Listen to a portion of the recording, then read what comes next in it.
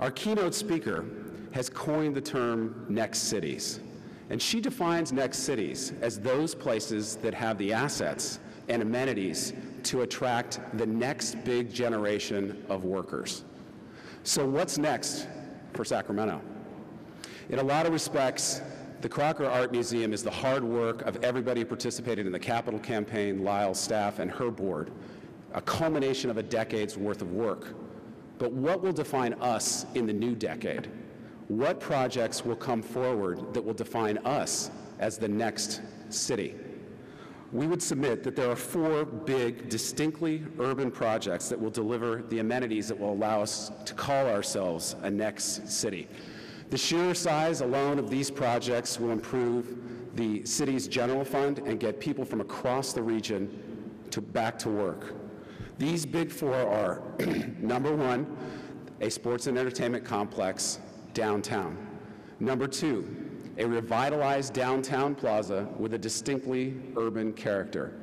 3, a revitalized retail urban core that stretches from the waterfront into Midtown, down into the R Street corridor with a distinctly urban proposition. And then the largest and perhaps the most dynamic project west of the Mississippi is the rail yards, with its centerpiece, the intermodal, a project that is going to touch all 4 corners of our region. Those are the big 4 projects that will define us into the next decade. They represent public-private partnership opportunities to bring forward Sacramento as the next city. Our keynote speaker also has a paradigm. She says, learn what a market wants, develop it, and sell it to them. Something I can understand, I think, speaks to all the developers in the room. So who are they, and what do they want? Well, the Downtown Sacramento Partnership spent the better part of last year commissioning a psychographic study of the 1.65 million person region, and it yielded some interesting results. 72% of the people in the Sacramento region crave an urban experience. Further, at 27% define themselves as urban pioneers. Most of the people in those groups come from 2 distinct demographic groups. First are dual income, no kid parents, baby boomers, moving back, craving an urban experience. I just wanted to ask, how many people in the room here were born in 1964 or earlier? Can you raise your hand? Let's note that there's some people at table 9 who are clearly lying. The second, but perhaps overlooked in the topic of today's keynote, are the echo boomers, the Seinfeld Friends generation. They represent perhaps the next new big generation, the one that's going to pull this entire economy out of this doldrum. Our keynote speaker, Rebecca-Ryan, has been called the translator from the boomers to the echo boomers. Rebecca is the founder of Next Generation Consulting. She is from Madison, Wisconsin, one of the new next cities, and not only is a former professional basketball player and Entrepreneur of the Year, but was also named Women in Communications Communicator of the Year and a semifinalist in Fast Company Magazine's Fast 50 Awards. Whenever I get asked to do one of these introductions, you read those kinds of things, and it doesn't tell you too terribly much about the person, but I had the opportunity to have dinner last night with Rebecca, and she's truly a person who really embodies the generation she seeks to explain. So I want to tell you a couple of things about her that I think give you a little bit more insight into who she really is. Number 1, she drinks from a coffee cup that says, "Well-behaved women rarely make history." And then I'm going to get on to my two favorites, some of the women in the audience. The 2 favorites, because I did some of this research myself. I mentioned that she's a professional basketball player, and we certainly talk a lot here about professional basketball players. Sitting at the table here, just to recognize our newly minted assembly member, Roger Dickinson, also carries with him a varsity letter from Cal, so I know he can understand this as well. But Rebecca averaged, as a professional, 6.6 rebounds per game, while the Phoenix Suns, sitting to her left, averaged only 3.3 rebounds per game. I'm just saying. And in keeping with the note, of who's the toughest basketball player at that table, one thing that shows you some true insight into Rebecca's character, she was in a particularly physical basketball game, and she received a particularly hard foul, which pulled her shoulder out of the socket. She reached up like John Wayne in True Grit and popped her own shoulder back in and got back into the game, a game that she was playing strictly against men. That should give you some insight into who she is and who her generation is. And as you can imagine, her company hustles. Her Next Generation Consulting since 1988 conducted interviews with over 40,000 young professionals. With this wealth of insight, Rebecca wrote, "Live first, work second, getting inside the head of the next generation." Please join me in welcoming our translator from the boomers to the echo boomers and a reliable source to tell us, is Sacramento next? Rebecca-Ryan. Wow. Thank you, Kip.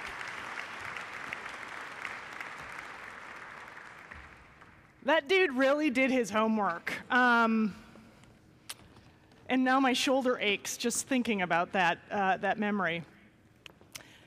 Is Sacramento better today than it was 10 years ago? What? Yeah, it is? And 10 years from now, will we be able to say it's better yet? I love it, my true believers. Quick question, all cities are made of three kinds of people: the homegrowns, this is your high school mafia, the people who grew up here and never left, right? Second group of people are your boomerangers, the folks who grew up here and said, I cannot wait to leave Sacramento, and then found their way back. They boomerang back. And the third group, transplants, folks who maybe didn't even know where Sacramento was, but they were elected and moved here, or they followed love, or they followed money. Who do we have in the house today? Let me see my homegrowns. Where are my homegrowns? All right. Where are my boomerangers? Okay, we'll be having a support meeting later. So, my transplants? Holy crap, y'all. Wow. I actually think that that's really exciting. I mean, Lyle talked about it when she accepted the Vibe Award, but you know, people who move to places where they sense potential tend to stay if they're change makers. If they're change makers.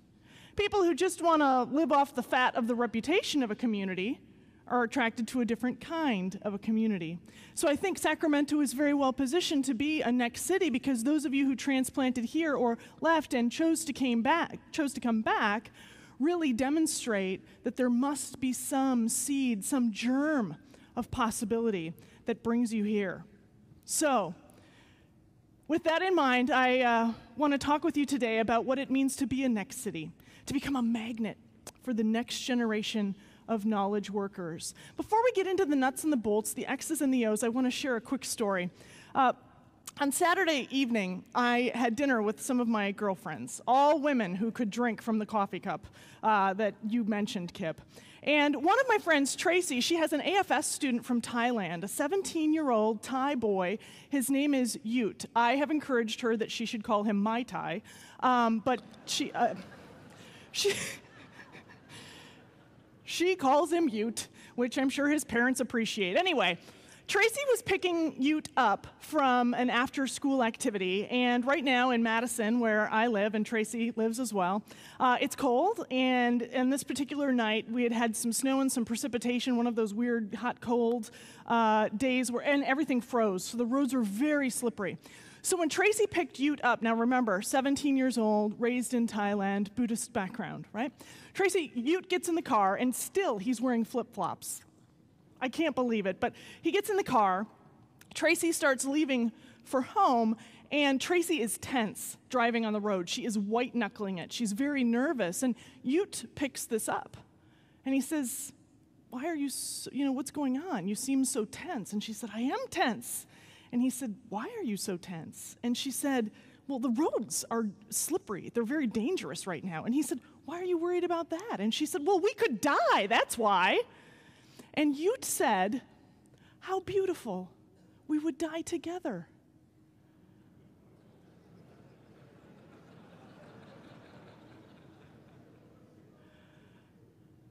Tracy had a moment. You know, have you ever had one of those moments when you're having an interaction with somebody and it's clear that they see something from a completely different perspective? And sometimes our first reaction is to judge. But sometimes if we're in a softer posture, a softer position, we can try to see through that person's eyes and see how it is that they are seeing things. And Ute, because of his cultural and religious background, he didn't see dying in a traffic accident as an awful thing. He saw it as a beautiful possibility for them to experience together. This reminds me, I'm sorry, I know you just had breakfast. It's not the most appealing photograph. But this reminds me, I was speaking at a sustainability conference 2 falls ago, and I put this picture up. And I asked, what do you see? And there was a baby boomer sitting near the front in a polo shirt. He was like the picture of the sustainability movement. He had the beard and the polo shirt and the fleece zip-up vest. You know the sustainability people I'm talking about, right? Like, his pants are a little worn out, but he doesn't need another pair because he already has one pair. So, I love these people. They're my people, but they crack me up, right? So the first guy, he says, well, that's a cow pie. I think he used more colorful language. It's not appropriate here. Another woman sitting further in the back, she said, well, that's fertilizer. And a young man from a local college whom I know skipped out of classes in order to attend this conference on this day said, well, that's electricity. The range of perspectives on a single element. Today I'm going to encourage you to be willing to shift your lens. If you originally saw this as poop, I want you to think about how it could be seen as fertilizer or as electricity. And mostly what I want to do is bring to you a different perspective on what it means to live and work in a 21st century. It's important for us to think about this because only 2 out of every 5 boomers who are alive today will see us through to the other side of this recession and its aftermath. That means that the next generation will inherit our Sacramento, will inherit our California, and I hope, my prayer is that you want to leave something worthy of being inherited. So, shall we? There are a few other things that aren't in my bio. This is one of them. I belong to this group, and I was a debater in high school, very good at sort of logical language problems, things like that. And so what you can imagine is the left side of my brain works really well, right? Works really well. In fact, as a young child, it worked so well that the way my mom could get me to dress in an appropriate way that didn't look like we were homeless was that she signed me up for these, right? Garanimals. Well, you know, over time, being a left-brained person, or if you work mostly on the left side of your brain, I was trained as an economist. I'm a researcher, right? We have spreadsheets everywhere, right? What happens is you get stuck in a rut. You get stuck in some mental ruts. And then a few years ago, something happened that really changed my lens. In 2006, I built a house. And what that meant was I had to deal with, for many months, in a very intimate and intense way, a person for whom the right side of his brain was mostly lit up, and that was our architect. He had us do a series of sort of weird exercises and activities, including a 43-question questionnaire. The most challenging question on his questionnaire was this one. Is that a great question or what?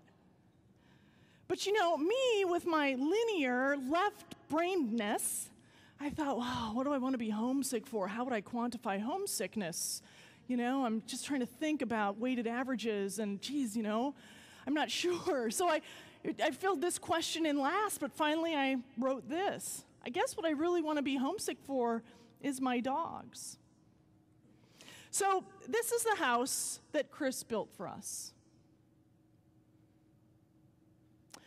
He used nearly all recycled materials. We were able to build our home for $134 per square foot. We got tons of green points, green energy points for our home. And most importantly, that's my black 13-year-old Zach. That's my 6-year-old yellow lab, Joey. They could also see me from these windows in our home. So now when I come home from a trip, like I will later this evening, right, my dogs can see me and I can see them. In living in this house, one that has been intentionally designed for us, a different side of my brain started to also fire.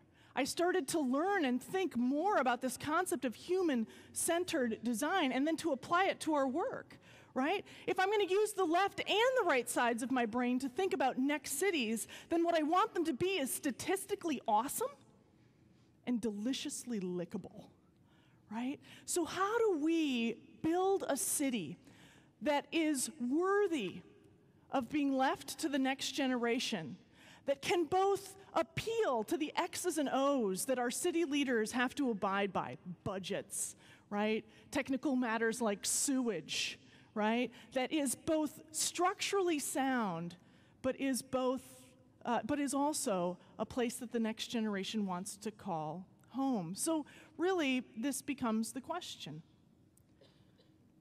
How do we together think about building, rebuilding, rethinking a Sacramento that does both of these things, that can work like a city should, but that our next generation will be homesick for?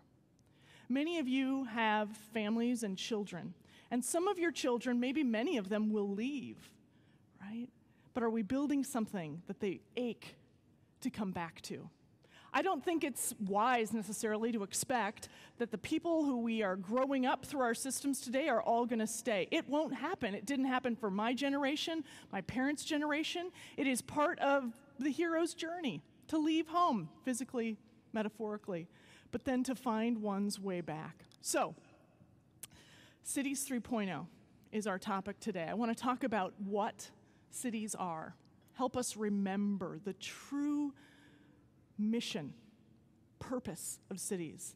I want to talk about who our next generation citizens will be, and then I want to challenge you with how we go about rethinking a Sacramento that is worthy of leaving to our next generation. Anybody recognize this city?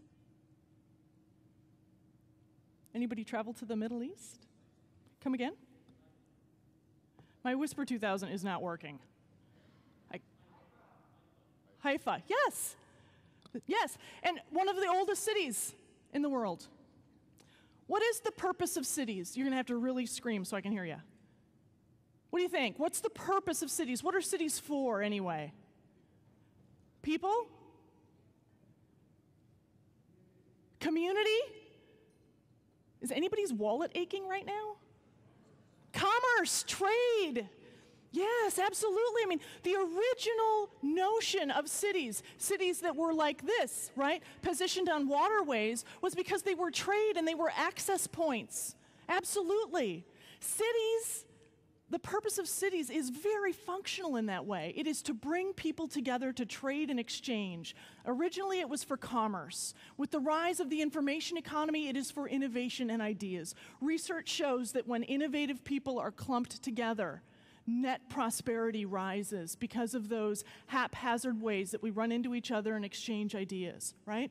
Cities, as you said, are for people, right? But somewhere along the way, sometimes we forget this, right? So when I think of, I've worked in Fresno. Where are my friends from Fresno? Right? I've worked in Roseville. I've got friends here from Roseville, right? And as I've been in this valley, what I've noticed is that the valley is really built on this kind of a scale, right? A scale of about 45 to 75 miles per hour, depending on how heavy your foot is. But human scale is between 2 and 15 miles an hour. So if cities are for people, then one of the things we have to do is embed that in our language. And let me give you some examples that, frankly, just honk me off, right? Economic developers say that this is a park. This is not a park. This is a park, right? We've got to take some of this language back and reappropriate it for what our cities, our urban centers are really for, which is people. right? A lot of folks say, in fact, our new governor, Scott Walker, you can thank me now because you're getting all of our high-speed rail money. You're welcome. You're welcome. I know you can put that $810 million to better use than we could have, right? But we've got a contingent of folks who say that this is really the infrastructure for the economy. But if you talk to knowledge workers and you say, what do you think is the infrastructure for the knowledge economy? They say something that looks like this, right? It is when coffee and people and ideas collide, right? It is when you pour large amounts of adult beverages over the tops of groups of people, right? I got to visit the original, the original Starbucks location or whatnot, and there was a signed photograph from Bill Gates, and it was written to Starbucks, and he said, caffeine is responsible for 80% of my good ideas, right? But the idea here is that we can't let others co-opt the language. If we want to think about cities on a human scale, then we've got to be thoughtful about these spaces and areas where people come together, where they can collide, right? Another word, right? This increasingly has become our family's kitchen, right? And we have the obesity rates and the diabetes rates to prove it. But what we know, and what I believe some of your special stewardship is in this region, is that this is the heart of the family kitchen. I wrote this down when I was sitting in the back before we started today. If California is the garden to the United States, and the valley is the center of the garden, and Sacramento is the capital of the state of the valley, then you really are the kitchen of the United States. I mean, this just makes all kinds of sense to me. I remember working in Akron, Ohio, and Mayor Plisquelic said, well, Akron doesn't have mountains, and we don't have an ocean, we don't have this, and we don't have that, right? He wasn't looking at what he did have, right? And I think about you guys here in the valley, and what you have is amazing access to all of these farmers and to all of this food. And I think about what the role that Sacramento could play in this movement that is just getting started. How do we make sure that Sacramento gets every national grassroots network meeting right here at the Sacramento Convention Center? How do we make sure, right, that we have some of America's next generation of chefs, and I'm not talking about the ones who've been on Top Chef, right, but those who really have a hunger to be near local, awesome, amazing ingredients and be able to cook for people, right? There's this notion of sharing is a very millennial idea, and in the most recent issue of Metropolis magazine, one of the things that they documented was this idea of young people sharing what they had. And a woman who owns a loft in New York City, whose husband or partner is a chef, and she said what they do now is they invite chefs to come for between 3 and 7 days, and they have to cook a meal every night. They open their home up to 16 different people every night who pay prefix, right? So a flat fee. The chef has that to work within, and it's a way for them to showcase, right? And to potentially get new investors if any of the folks who are attending dinner that evening are interested in them. And it gives them a soft place to land, a soft place to try out, right, what it is that they feel called and passionate about doing. So we've already got the fertile farmland, the amazing farmers, the move towards sustainability. How do we then import the talent to lay on top of that and then export that amazingness to the rest of the world? The vision for Sacramento being the kitchen for the United States, right? So coming back to this notion of putting people back in the center of the city, right? Back in the center of our thinking about it. There are, of course, some present realities that we have to face. Some of you right now are probably thinking back to the first slide, right? Because it does look like an economic crap sandwich out there. And as an economist, I will tell you, that this notion of what has happened with our financial system, I don't think it's a blip. I don't think anybody now would believe that it is. I do think it's a structural resetting. But that actually creates a ton of opportunities, because when we go through something where an institution crumbles, people start to look for who the new institutions will be, where the institutional leadership will come from. My friends in Birmingham at the Community Foundation, right, they have done some amazing projects because they have become the broker for some of these projects. And as I think about your downtown group, Michael's team and their leadership, this group could become the coalescing group to do things that have never been done before, right? So what happens when institutions crumble is that new opportunities arise for those who are ready to take them on. So yes, it's ugly, and maybe will be for a while, but there are opportunities within that. Another trend playing in your favor is the notion that urbanization continues to happen. For the first time, in 2010, we had more people, 53% of all the world's population, living in cities, right? And that is a trend that is expected to continue. So the idea is, if you have been growing, you will likely continue to grow. But for those cities, I'm thinking of my friends in Iowa, where they've got more people over the age of 70 than under the age of 4, those cities will continue to decline. Those school districts will continue to contract, right? So you're on the right side of a migration trend. Now we've got to be thoughtful about how we manage it, because the other thing we know is this talent dividend. New research that came out last year looked at all the top metropolitan centers in the United States, and they said, is there a dividend for cities that attract a disproportionate number of educated young people? And here was the finding. For every 1% increase,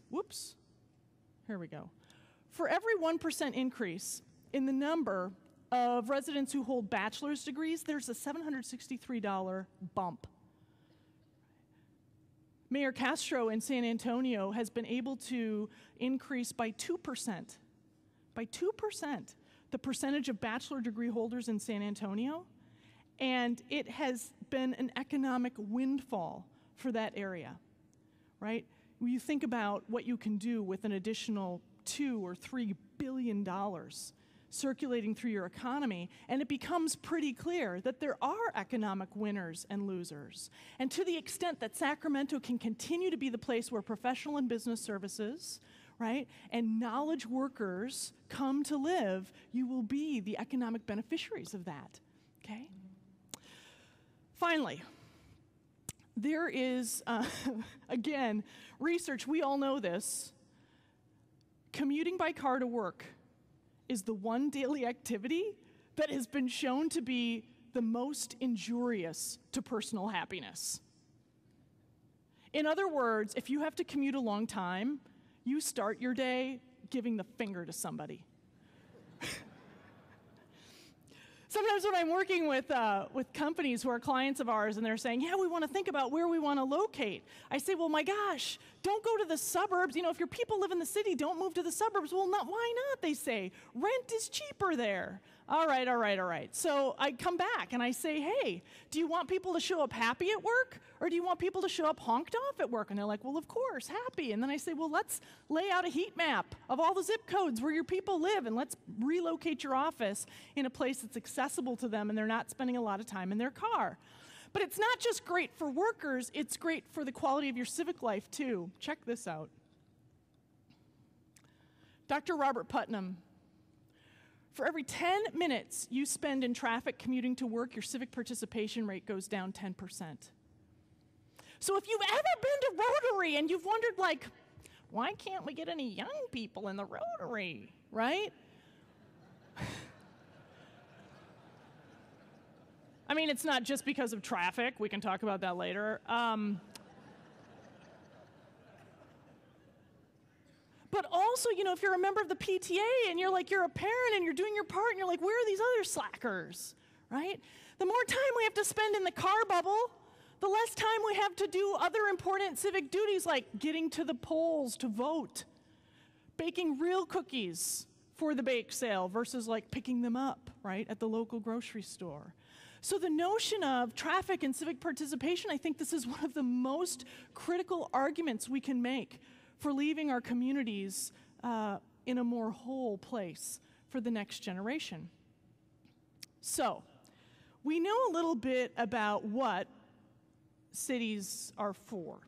They are for people. They are for commerce. They are for the merging of people and ideas, right, so that new prosperity and new wealth can be created. But now I want to talk about 3 generations who are inheriting your city. The first generation is represented here by Deborah. Deborah is a baby boomer. She's 57 years old. This is her second marriage. It's a blended Brady Bunch kind of a family, right? And she's like BFFs with her daughter. Her daughter's a millennial. And Deborah is on Facebook, but only to connect with her kids. She's like, I don't want people friending me. You know, like that crosses a line for her. But when you think about Deborah, what's happening? Deborah's hanging out in the workplace a little bit longer than maybe she wanted to a couple of years ago. But I think what's most interesting from the perspective of city making for people like Deborah is that this notion of retirement is gone. Deborah is not going to hang up her spurs, jump in a Cadillac, and point it to Arizona.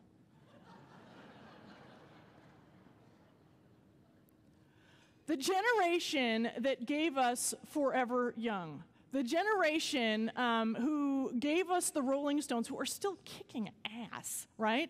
This generation is not going to go silently into the night. This is a generation that's going to be sticking around for a while. And when you ask them where they want to locate, they say, well, I want to be near my kids and my grandkids, but I don't want to babysit, right? I don't want to be a babysitter. I get it. I get it. They're staying in the workforce a little longer, or they're thinking about how they could do their next, their next chapter, maybe their nonprofit chapter or their civic engagement chapter, right? They did their corporate thing, and now they want to do their next thing. And Deborah's generation is a huge generation that will continue to have enormous impact on demand for services in this city, but increasingly less impact on anything outside of sales tax, right? So less income tax as they do eventually head into retirement, maybe less property tax as they think about renting, as many people are renting through the end of their lives, or doing reverse mortgages or any of these things. Then we've got the Generation Xers, broadly those folks born between 64 and 1980, right? And there are some markedly different attributes about this next generation. The first is this: adulthood was really pushed back for this generation. It continues to be pushed back for our millennials, right? So the notion of 30 being the new 20. I have a friend, Dr. Daryl Davis Fulmer. She's an administrator at a college near Madison, and she has 3 kids, all in their early 30s, and all are on some sort of like assistance from her and her husband, right? So she's got one who's in an orchestra, one who's going back to school, and one who is between jobs or something. I don't know. Anyway, they were all in church together over the holiday. All 3 of the kids and Daryl and her husband. And the minister, for some reason, he's at the lectern, and he says, Moses left home at 40, and Jesus left home at 30. And Daryl, without missing a beat, she looked down her pew of kids, and she said, we are going for Jesus!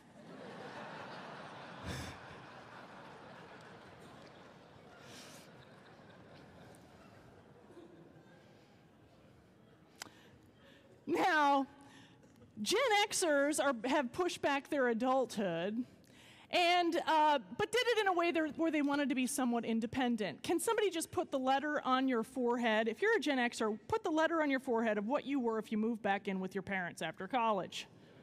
Yeah, right here, loser, right?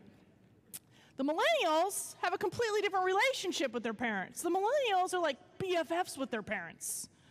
Millennials say, hey, I want to live near or with my family afterwards, and because of what's happening in the economy right now, this is a very viable option for many of them, right? What else do we know about this up-and-coming generation? Well, it's been alluded to several times, but this idea that given the choice of a great job in a really smelly community, or an okay job, even an entry-level job in a good community, a great community, one that I could really see myself in, the community trumps, right?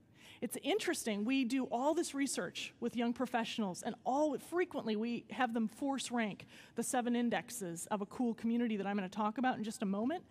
And jobs are still not coming to the top for the next generation. The number one factor that right now is attracting the next generation is a city with amenities that's affordable. So the Nashvilles, right? Some of the tier 2 cities that are more affordable. You guys are the beneficiaries of some of this, right? People can't afford or don't want to pay the price to live in larger urban metros in this state. They come here. This plays to your benefit. A more affordable city with many of the same attributes. The next thing we know about this next generation, and Michael, you portrayed this brilliantly when you were like, I don't know what a hashtag is, but there it is, right? What we know about the next generation is that for them, life is lived online. You know, you are who Google says you are. And one of the things that I find really interesting, this will tell you a lot about the generation in which you were raised. When you were 16 and your parents wanted to punish you, what did they take away? TV? Anybody have car keys taken away? Okay. For the next generation of 16-year-olds, you take away their little pocket device, their smartphone, their cell phone, or their computer privileges, right? One of the things, as if Detroit needed another kick in the head, what we know is that the millennials don't even have a love affair with cars. Millennials think that cars are A, transportation, and B, eco-bombs. But C, with all the you can't text and drive laws, cars are also now getting in the way of them having relationships with their friends, right, online. So the notion of, again, coming back to that trend of sharing, the notion of car sharing, zip carring, right? Now there's a new on-campus ride-sharing program that's emerging, started in Connecticut, right? So the next generation, for this, it's one of their primary relationships, their digital device. And then this is one of my favorite statistics about our next generations. You'll love it. Can I get an amen if you agree with this? I think increasingly we know that the institutions that we built for a different time in America's history just, maybe need to be restructured, maybe need to be rethought. And certainly the next generation is inheriting a lot of those broken institutions. So I brought along a little video to reinforce this point, right? That millennials are going to be, and it was already mentioned, but millennials are going to be your next great generation. They're going to be your next great wave of in-migrants. Sometimes they're called the echo boomers. They're broadly those folks born between 82 and 2001. And the video I'm about to show you, and I'm going to narrate it because the audio is actually quite bad and I don't want your ears to bleed, but the video that I'm about to show you is a 2.5-year-old who's being given an iPad for the very first time.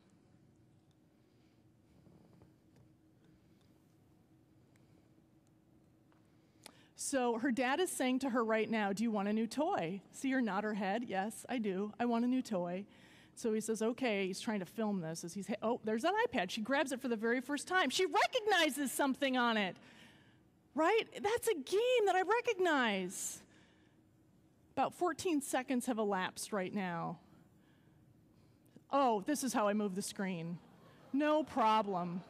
Oh, that must be, okay, maybe I'll go the other way. Yep. How do I make it go the other way? Wait, what? Oh, there we go. All 4 fingers. Okay, oh, that's the game I want to play.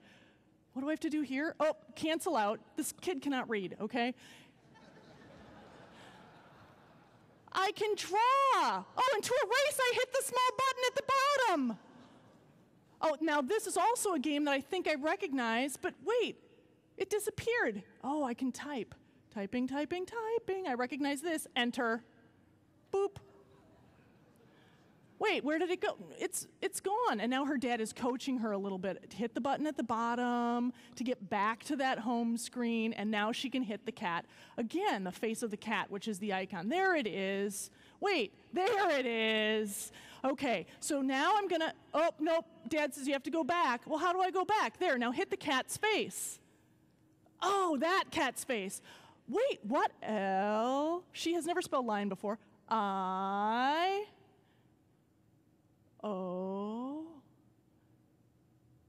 N. Lion. Look at her. She's like, oh, it's lion!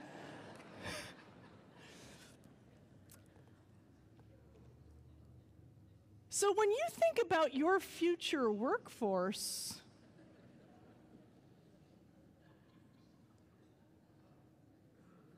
and you think about, well, maybe they'll come to city council meetings.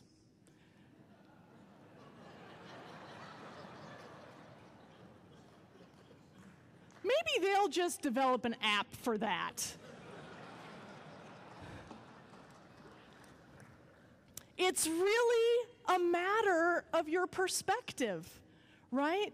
Do you want to, you do have a choice. You do have a choice. Do you want to cling to what has always worked, right? Or do you want to open yourself up to the possibility that that 2.5-year-old one day could be running eGov for the city of Sacramento in a way that is so digitally enabled, saves so much money, and is so much more responsive, right? All of these possibilities. And our millennials are up to the task. In Canada, the millennials are referred to as the sunshine generation because they are optimistic. They're aware that they're inheriting a crap sandwich, but they believe in themselves because, frankly, they've been very well parented. They've been told you can do and be anything. But we have some stewardship in all of this. We've got to figure out how to build a region, build a city, build a downtown that the next generation can tap into, that they can feel proud to be a part of. So we're going to rapid fire through these next 5 minutes while I lay out some thoughts for you guys to become a city that the next generation is homesick for.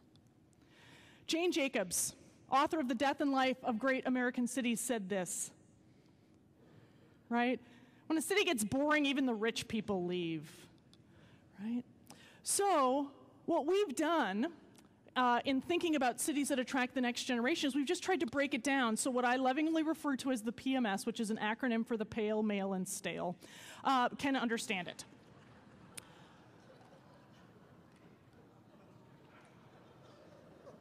Some of you are uncomfortably laughing. I just want to point out that that you can be pale and male and not be stale. My dad was in his late 70s when he died, and he was one of the best feminists I ever knew. He was not stale at all. Likewise, you can be really stale and not be pale or male, right? But let's talk a little bit about what makes a place not boring. We've broken it down into 7 indexes, and some of the research that we did before we came in is we looked at Sacramento's score and where you scored with your peers in this sort of mid-size magnet region. And so I'm going to go through your scores, your 7 indexes, in order of highest, where you've scored the best, to your least best. Let's start with the vitality index, right? The vitality index gets at the health of a region, right? Is this a healthy city? It's absolutely a healthy city. Aspirationally, I want you to get on this list, right? I want you to get on the list of the best biking cities. Now, I just want to point out one thing. I just want you to look north of this line I'm drawing right here. Well, we should probably go like this. North of this line, all of these cities get snow. Yet, most of the cities that are best for bikers are north of that line. You have no excuse, right? You have no excuse whatsoever, right? So how do we become a city where walking and biking And getting out of our cars becomes a part of how we live and move in this city. It's important because if we're out of the car bubble, we have more opportunities to bump into and interact with other folks in our community, therefore building the social capital. You scored 58% in the earning index. This gets at the breadth and depth of occupational options, but I'll tell you this one thing.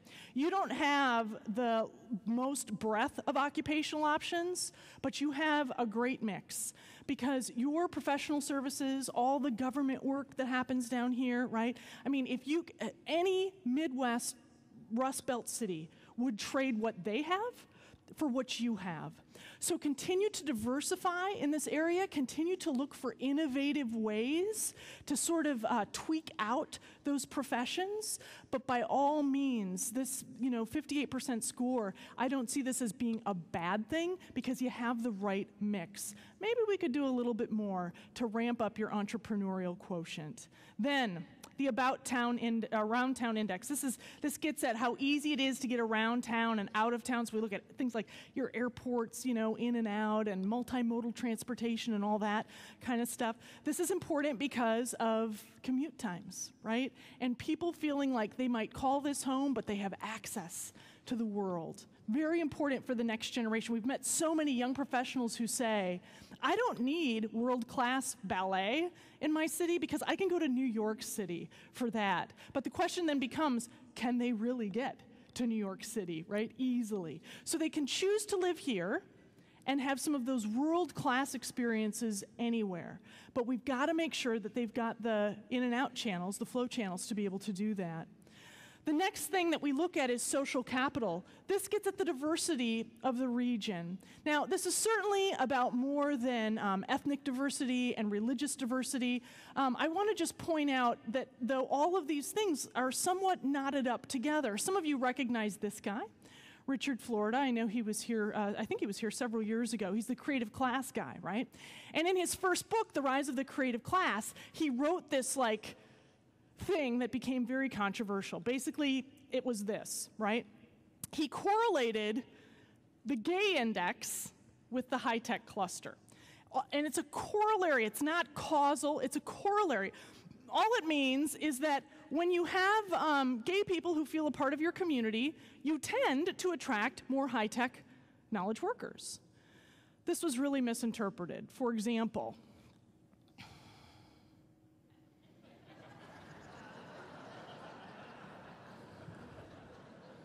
or this.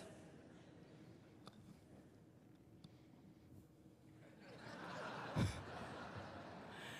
of course, that's not what Rich was saying at all. Rich was saying that communities that are open to people who are not in the mainstream tend to be open to risk takers and to entrepreneurs. In other words, gays are like the canary in the geek cave, right? Or put one more way, if you have a little bit of this, you're going to have a little bit of this, right? And social capital gets at how welcoming and inclusive your community is. And I just want to give a shout out for our Metro Edge group because this is a strong plus in your social capital column. Metro Edge, where are you? Our new young professionals, woo! Our new young professionals group. Right on. Final indexes. After hours. What's there to do after work? This is where some of these new cornerstone projects are really going to boost your rating here, right? You want people to come downtown. They've got to have a good blend and hearty mix of things to be able to do. Learning index, right? How much do we value education at all levels within this community? We look at, teacher to pupil ratio, number of library loans, all those sorts of indicators for your learning index. And then the final index that we measure is cost of lifestyle. I mentioned earlier. Can I afford to live here, right?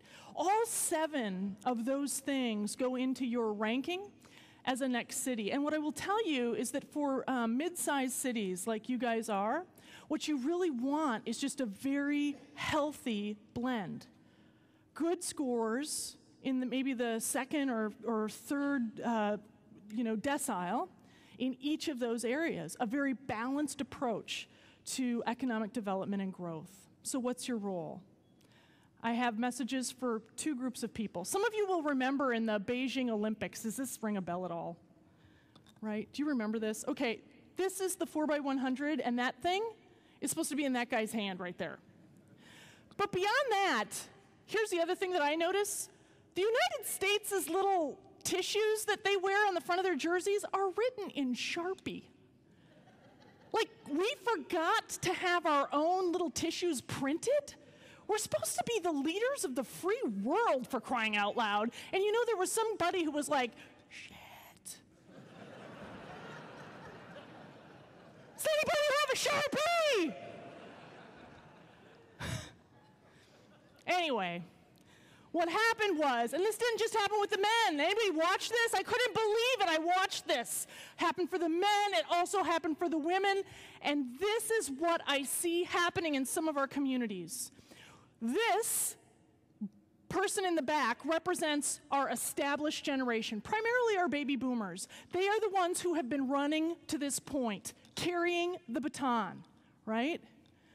What is their job in a relay? Their job is to put the baton firmly in the hand of the target. This guy up here is our next generation. His job in running the race is to make a good target, right? To be ready to receive. So two things need to happen. The dude in the back needs to be willing to give up the baton, and the dude in the front needs to make sure that they are ready to receive the baton. Whether you see yourself as a member of the next generation inheriting the city of Sacramento or as the bequeathing generation handing off the baton, I hope you can see yourself in this picture. And I hope that the baton, which is this city and this region, is passed carefully, with great care, and with immense stewardship. I thank you.